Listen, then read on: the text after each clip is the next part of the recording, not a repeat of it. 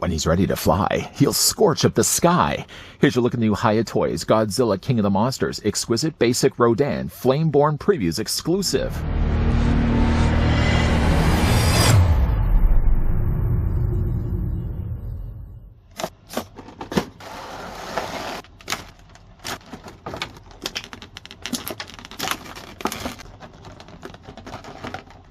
Unleash the awe-inspiring Rodan Flameborn action figure from Godzilla King of the Monsters as it joins the Hiya Toys Exquisite Basic Collection. The figure of Rodan vividly captures the fiery essence of the kaiju with multiple layers of paint and fluorescent coatings on the wings and head. With a wingspan of 15.74 inches and 13 points of articulation, the figure featuring PVC material and built-in wires allows dynamic posability and adjustment to the wing's flying angle. Under UV light, the figure emits a captivating glow reminiscent of molten lava, bringing to life the power and the mighty Rodan to flap its wings into the night. While you may not see his tail, you'll certainly see the trail of destruction he leaves behind. Just before, of course, we get a closer look at the Hiya Toys Godzilla King of the Monsters Rodan Flameborn edition, I'd like, if I can, to thank the folks over at Hiya that provide the sample we could have a look at. The figure is slated to release in December 2024, like the earlier looked at Mothra, and the price for this figure online is around $50.99. From one end of his wing to the other without doing any tampering to the wire built inside.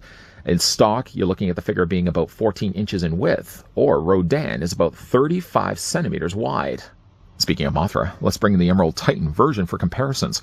Now, with Rodan, and Mothra for that matter, they are reused molds from the Hiya's earlier Godzilla King of the Monsters line, where we did in fact get a Rodan and a Mothra. I've done reviews of both of them. You'd like to check them out.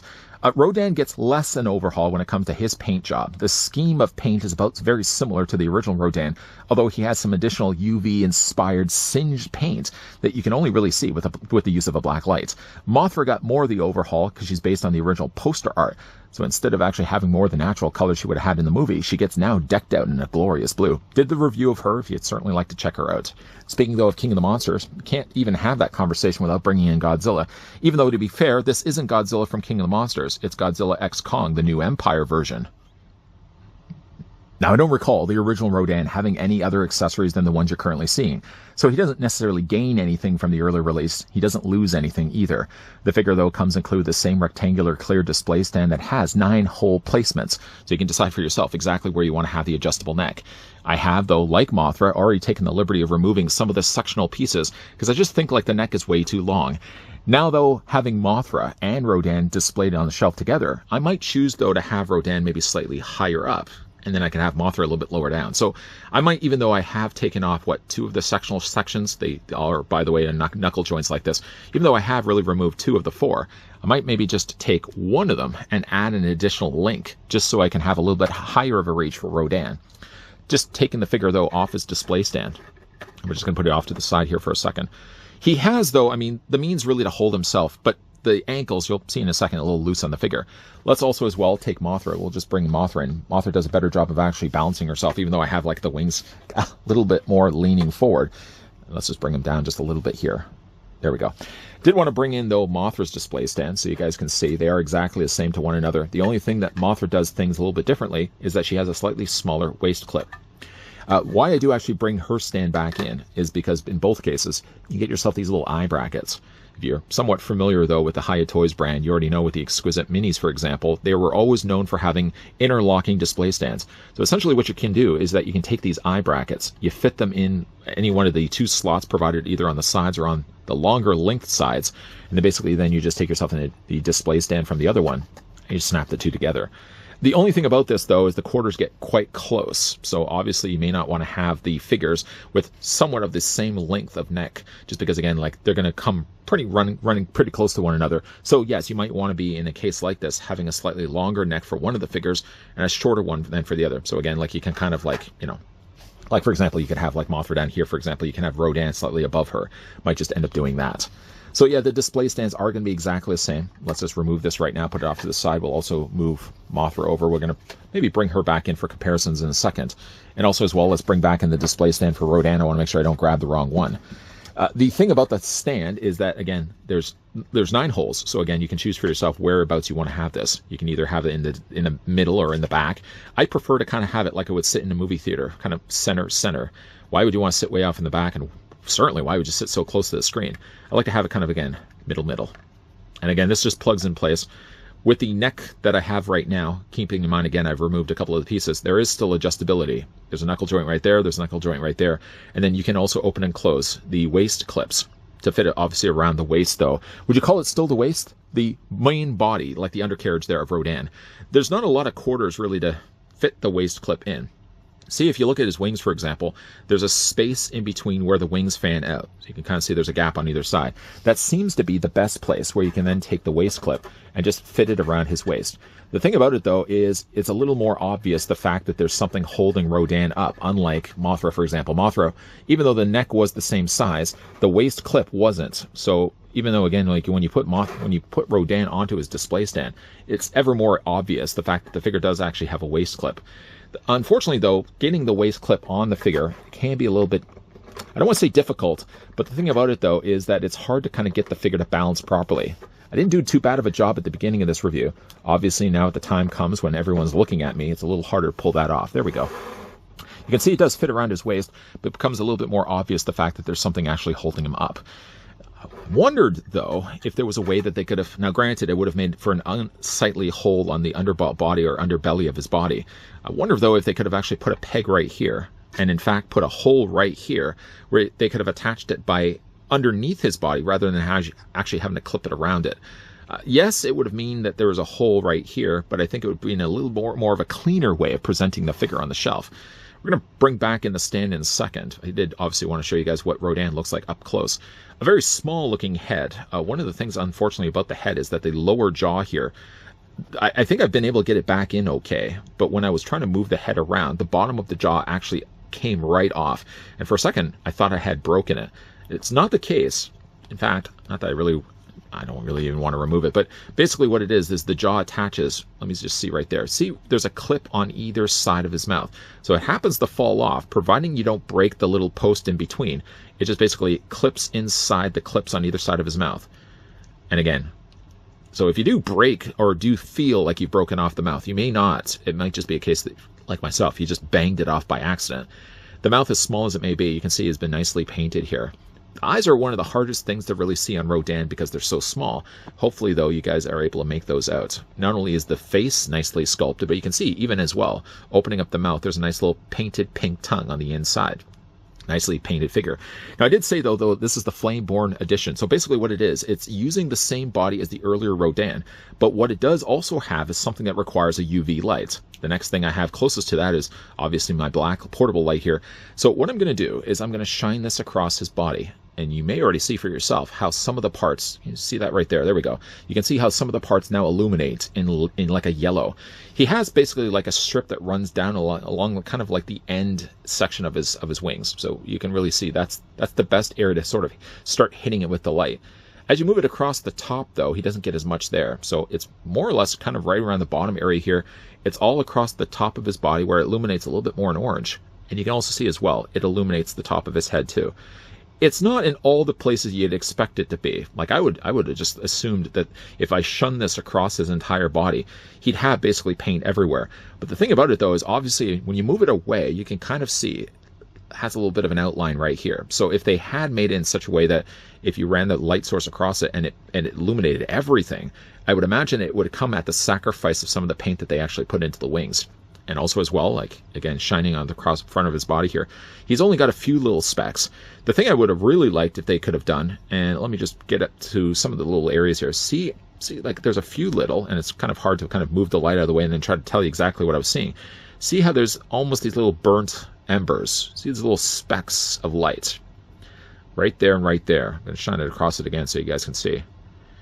I would have loved, oh, there's a good one right there. See that little speck of light? Yes, everybody look at the little speck of light. Right there, right there. If they had maybe just put a few of them across the body as well. So at least when you're running a light source across it, there'd be other little things, Easter eggs that you'd find and discover along the way.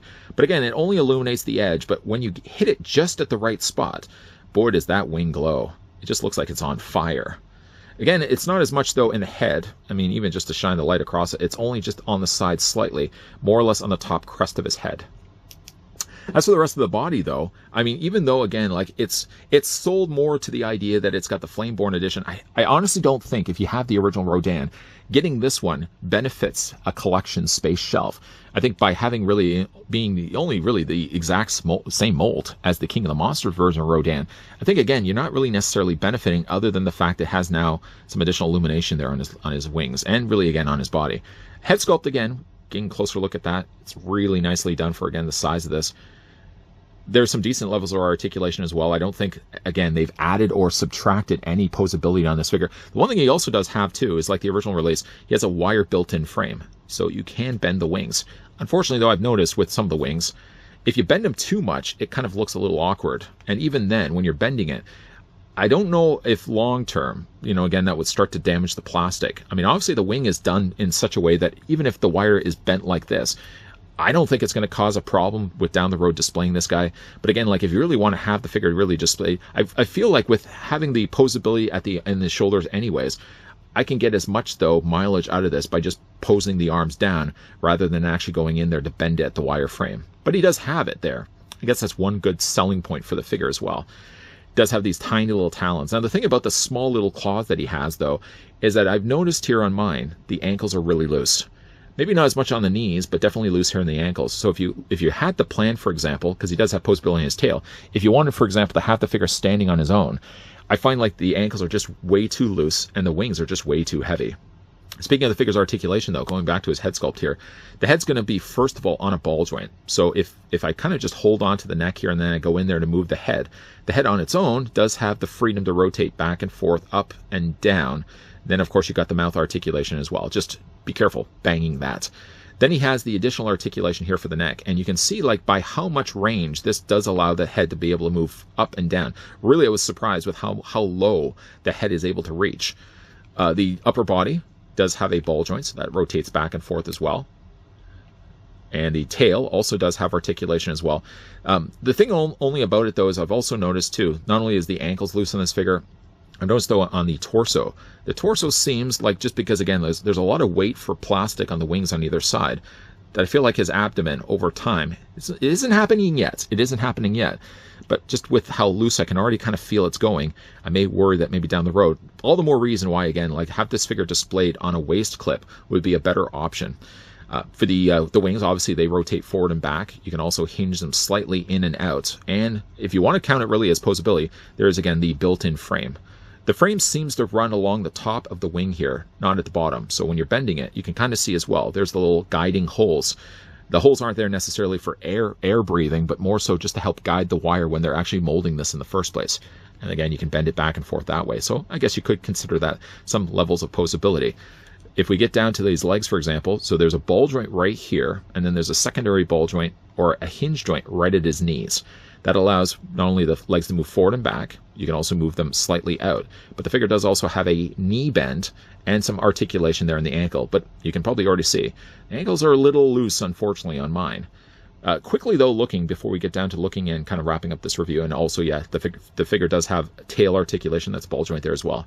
I want to show you, though, the paintwork done to the actual feet.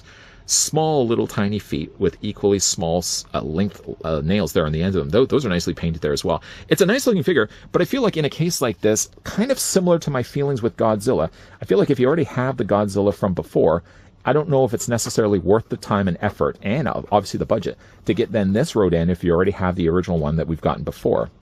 Now, unfortunately, though, the real reason why I didn't get the chance to bring in the original Rodan is that I don't have that figure anymore.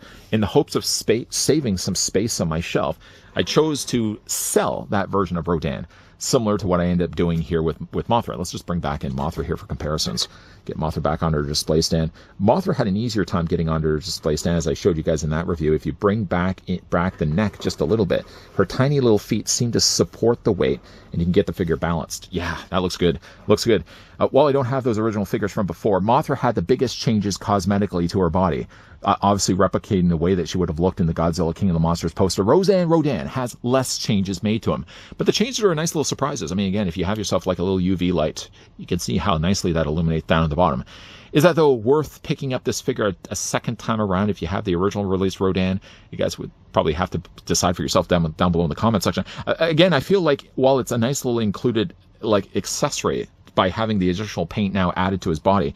I don't know, again, like, unless you're always having a UV light shining on this figure, which is something you could probably consider to do, like get yourself a little portable light system and have a UV light shining up on the body and undercarriage of Rodan. I think of enough for that. If you already have the original Rodan, it may not need the time. You may not need necessarily the budget to invest in a new version of Rodan when essentially it's the same body as the one we got before. Only you would be able to decide whether it's worth getting the Flameborn version of Rodan if you already have the Godzilla King of the Monsters version of that figure currently sitting on your shelf.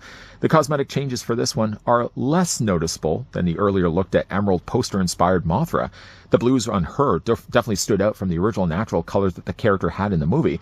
Mothra's, though, are more subtly suggested here, with only really the help of the black light allowing a lot of those burnt embers to pop on the figure's plastic. Really, without that, I'm not even shining it on the figure right now, you can kind of already see there's a little bit of an orangish glow on the edge of his wings. But is that enough to justify a second pickup of Rodan if you already have the other one? Again, you would be the only one to be able to know that for yourself. All I do know, though, is that this figure is slated to release in December 2024. The Godzilla King of the Monsters Rodan Flameborn Previews exclusive is going to go for around $50.99 for about $51. Funny enough, though, Mothra I think is still available on many online sites. Rodan seems to be the one that seems selling out a lot faster. So if you want to get your hands on this one, while still the pre-order is available, jump onto whatever site you decide to pick up a lot of your Hiya figures from, see if it's still available, and like I said, for $51, get in on the pre-order before the pre-orders also sell out. Big thank you once again to the folks over at Hiya Toys that, yes, did provide the sample of the brand new Godzilla King of the Monsters Rodan Flameborn Previews exclusive that we got the chance to have a look at in this review. If you guys did enjoy this video, I want to throw it a like. If you guys are loving the content you guys are seeing and you want to stick around for more Hiya reviews, we've got some more coming your way. In the meantime, though, if you need more Hiya right away, popping up at the very end of this video will be playlists that you can check out, not only of Godzilla, but also Hiya's figures as well. And of course, making sure you come back here on a regular basis. As always, guys, thanks for watching. See you guys next time.